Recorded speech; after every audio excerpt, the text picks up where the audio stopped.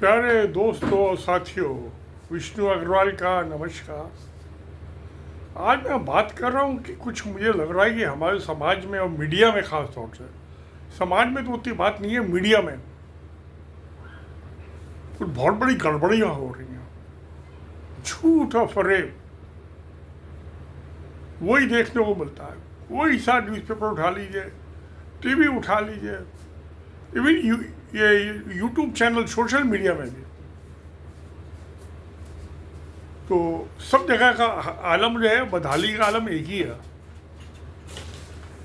उसमें मुझे 3 इशू दिखाई देते हैं, 3 मसले हैं। एक तो है Bharat, India. India that is Bharat, एक कंट्री है। वो किसी एक आदमी का नहीं, बपौती नहीं है। बहुत से आदमी को मिला के बना है। बहुत से कम्युनिटीज, लैंग्वेज वाले, रीजन वाले, लैंग्वेज वाले, कास्ट वाले, उन सबको मिला के एक देश बनता है, कंट्री बनता है, जिसका नाम इंडिया दैट इज भारत, हमारे कॉन्स्टिट्यूशन इंडिया के आर्टिकल 1 के मुताबिक। तो एक तो चीज वही, एक किरदार है इंडिया दैट इज भारत। दूसरा किरदार कौन है? Prime minister. उसमें कोई भी आदमी बैठ सकता है, कोई भी प्राइम मिनिस्टर हो सकता है। भाई मिनिस्टरों का अली बाबा 40 चोर का कोई भी, वो 200 चोर, 150 चोर, 300 चोर मिलके एक अपना नेता चुन ले, तो वो उनका प्राइम मिनिस्टर हुआ, मेरा आपका थोड़ा ना हुआ। दूसरा किरदार हुआ है। तीसरा इंसान, कोई मेल या फीमेल, ट्रांसजेंडर भी हो सकता है, हिजड़ा भी हो सकता है। यूरोप के कई कंट्रीज हैं, उनमें हिजड़ा जो है प्राइम मिनिस्टर है। भाई वो भी है तो इंसान ही ना। वसुधैव कुटुंबकम में तो सभी आते हैं, उसका कोई भी धर्म हो, मजहब हो, कोई भी जाति हो, कोई भी जेंडर हो। तो दूसरी बात ये हुई कि प्राइम मिनिस्टर वो किसी भी पार्टी का हो सकता है, किसी भी गैंग, तो गैंग है, पार्टी क्या है? गैंगर्स है ये सब बदमाश। तीसरी बात है इंडिविजुअल। वो आदमी बैठा कुछ टाइम के लिए, जो कॉन्स्टिट्यूशन में स्पेसिफाइड है 5 साल मैक्सिमम, उससे कम में भी हो सकता है जब भी इलेक्शन हो जाए। तो प्रधानमंत्री ऐसे ही चीफ मिनिस्टर का भी है, वो मिनिस्टर्स का चीफ है, स्टेट का चीफ नहीं है, ह्यूमिलिटी का चीफ नहीं है। ऐसे ही प्राइम मिनिस्टर भी अपनी पार्टी के जो मिनिस्टर है उसका चीफ है। वो ना तो देश का चीफ है, ना समाज का चीफ है। तो ये 3 चीजें अलग अलग हैं, देश, नेशन, पोस्ट ऑफिस, और तीसरा इंसान। 3 अलग अलग। अब इनको ये तीनों मीडिया वाले मिला के एक कर देते हैं। वो प्राइम मिनिस्टर की माँ की बेइज्जती करते। अरे भाई, प्राइम मिनिस्टर अलग है, उसकी माँ अलग है। अब वो 5 बेटों की माँ थी, एक की नहीं थी। प्राइम मिनिस्टर की तो कोई माँ होती ही नहीं है। प्राइम मिनिस्टर कौन सा इंसान है? वो देखो ऑफिस है, दफ्तर है, तो दफ्तर की तो कोई माँ होती नहीं है। बड़ी अजीबोगरीब बात है। आप किसी एक आदमी को उसके ऑफिस से जोड़ दो। ये कोई है तो नहीं कि ये शाहजहाँ का बेटे हैं, अपने 4 उसके अपने भाइयों को मार कर औरंगजेब बादशाह बन गया। अब ये नरेंद्र मोदी अपने भाइयों को मार के थोड़ा बादशाह बना है, इसमें उनकी हत्या नहीं कि सारे जिंदा है अभी भी। नंबर 1 बात। अब जो प्रेसिडेंट होता है, राष्ट्रपति, वो सारे इंडिया के सारे स्टेट्स, लोकसभा के मेंबर, राज्यसभा के मेंबर, स्टेट असेंबली के मेंबर, कुछ स्टेट में विधान परिषद भी है, उनके भी मेंबर, वो सब मिलकर राष्ट्रपति को चुनते हैं। तो प्रेसिडेंट ऑफ इंडिया हो गया, एक बात समझ में आ गई। ठीक है, बात जायज़ है, मैं भी मानूंगा, आप भी प्यारे दोस्तों मानोगे। दूसरा मेरे प्यारे दोस्तों, वाइस प्रेसिडेंट उपराष्ट्रपति है, उसको जो लोकसभा के मेंबर हैं और राज्यसभा के मेंबर वो मिलकर इलेक्ट करते हैं। वो भी लोकसभा के मेंबर और राज्यसभा के मेंबर सारे इंडिया से इलेक्ट होके आते हैं।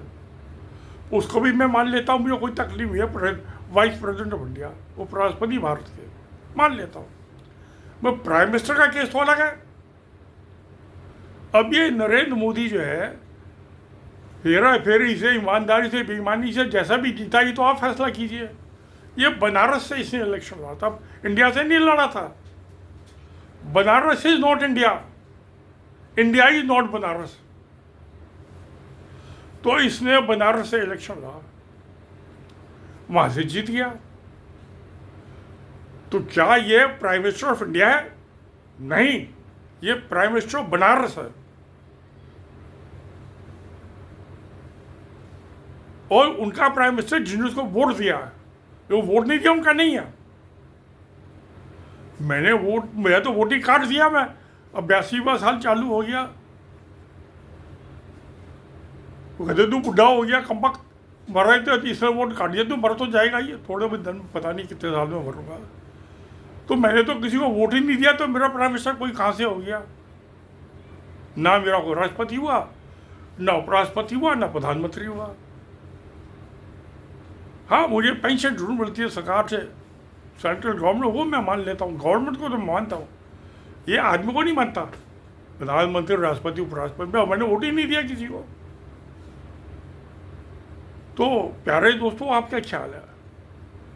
आपने भी, मैं समझता हूँ कि बनारस में आप वोट डालने नहीं गए, तो जो वोट ही नहीं डाला बनारस में, और फिर मोदी को नहीं डाला, तो उनका कैसे प्राइम मिनिस्टर हो गया? प्राइम मिनिस्टर ऑफ इंडिया नहीं, ये गलत है, बेसलेस है, रॉन्ग नॉर्म है।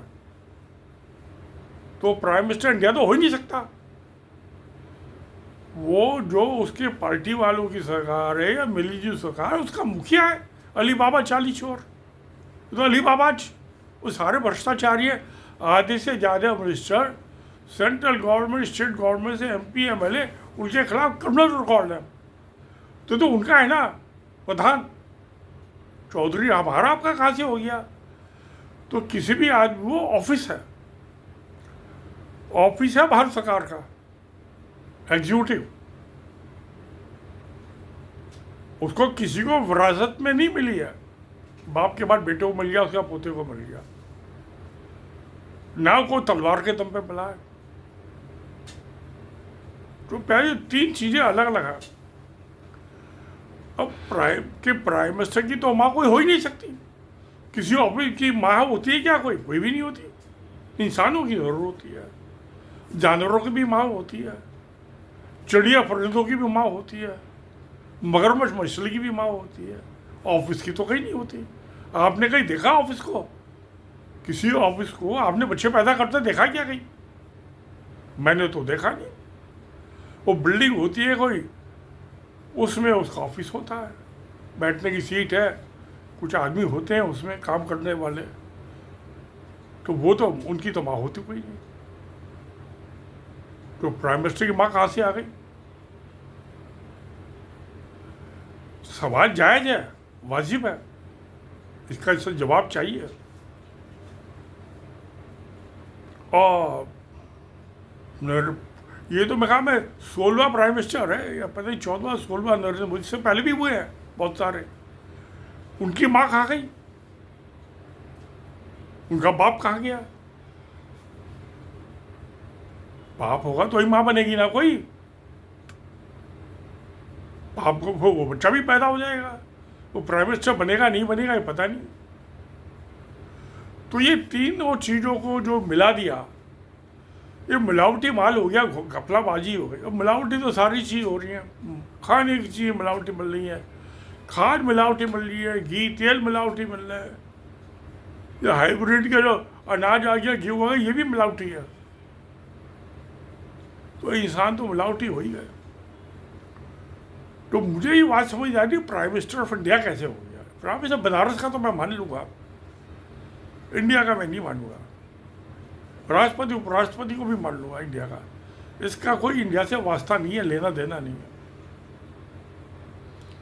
और फिर जो इसके कुकर, मैंने बताया ना आधे तो क्रिमिनल है रिकॉर्ड। अब क्राइम की हालत यहाँ तक पहुँच गई कि अभी मई में पाकिस्तान में औरतों बच्चों पे हमला कर दिया, और ऑर्डर क्या किसी आर्मी के उस पर नहीं करना है, डिफेंस के उनके सिस्टम पर नहीं, उसे औरतों बच्चों पे करना है, सिविलियंस पे, एक आम नागरिक पे हमला कर दिया, मिसाइल दाग दी, कुछ मर गए बच्चे, 5-5 8-8 10-10 साल के बच्चे थे। तो सारी दुनिया में थू थू हो गई। अब की दफ़े यूएनओ में वहाँ पे सब हर साल जाते हैं, वहाँ पे सारी दुनिया का जाते हैं। वो पाकिस्तान के जो है वो क्या नाम है, शरीफ, वो शरीफ है ना, खबीजे नवाब शरीफ, तो उसको हटा दिया, क्या नाम मैं भूल गया उसका। पाकिस्तान के मोहम्मद यूनुस साहब तो बहुत पढ़े लिखे आदमी, PhD है इकोनॉमिक्स में, नोबेल प्राइज़ कन्फर्ड किया गया, बहुत ज्ञानी आदमी है। वो आपस में मिल रहे हैं वहाँ सबसे, और दूसरों से भी मिल रहे हैं, अमेरिका के प्रेसिडेंट से मिल रहे, दोनों मिल गए। तो मिलने जुलने में क्या नुकसान है? वो मिले जुले जिसकी कोई शक्ल दिखाने लायक, एक तो बंदर वाली दाढ़ी, हजामत बनाए, मैंने भी रोज बनाता हूँ, मैं तो इससे बड़ा हूँ। हजामत बनाने में क्या नुकसान है? वो कौन सा पैसा खर्च होता है? तो वहाँ मत जाए किस मुंह से, किसको अपनी शक्ल दिखाए? शक्ल दिखाने के तो काबिल नहीं बचा, औरतों बच्चों की हत्या करके। जिसने औरतों की बच्चों की हत्या की है वो तो मानवता की हत्या की है, ह्यूमैनिटी की हत्या की है, इंसानियत की हत्या की है। और साथ अपने 4 मिराज वो राफेल जिसमें बड़ी मोटी रिश्वत खाई थी, एक SU-30, एक वो MiG-29 और एक मिराज, वो तो इंडिया के पास भी है मिराज, पाकिस्तान दोनों के पास है, वो बम्बर एयरक्राफ्ट होता है। 7 हवाई जहाज़ों का बेड़ा कर करा दिया, और पता नहीं उनके पायलट बेचारे जिंदा मर गए, उनकी बीबी अभी सदवा या विधवा कुछ पता नहीं चल रहा, बता ही नहीं रहा, ये छुपा रहा है बातें। बता दे भाई कितनी विधवा हुई हैं। अब आजकल रामलीला भी चली है, मैं तो उसको रामलीला कहता हूँ, विधवा लीला। जो मरेगा तो उसकी बीबी विधवा ही हो जाएगी ना, बच्चे अनाथ हो जाएंगे। तो हर साल ये विधवाओं की लीला करते हैं, रोती पीटती औरतें बेचारे बच्चे उनका मजा लेते हैं औरतों के। तो ऐसी वो पाकिस्तान में किया मई में मोदी ने, जिनके बच्चे मर गए बेचारे, उनकी माएँ तो रोएंगी, और क्या करेंगे? तो अब ये उसकी वजह से मुंह दिखाने के काबिल नहीं बचा दुनिया में किसी को। और पाकिस्तान का बोलबाला हो गया कि पापी रावण वाला काम किया औरतों बच्चों को मारने का, विधवा बनाने का, हाँ उन्हें निपुता कर दिया माँ को, जिनके बेटे मर गए। अब जाके कैसे शक्ल दिखाए? तो इसलिए अब कि यूनाइटेड नेशन जनरल असेंबली की मीटिंग में गया ही नहीं। उसकी आत्मा किसी के, हम कोई अच्छा काम करते, गलत काम करते, तो हमारी आत्मा कहती है ये ना करता तो अच्छा था। वो कह रहा है, मोदी खुद कह रहा है कि अब मैंने तो कहा था भी आतंकवादी ठिकानों पे करना है, आर्मी में उस पर डिफेंस फोर्सेस पे नहीं करना है। उन्होंने हम पे इंडिया के डिफेंस फोर्सेस पर अटैक करते ठीक किया।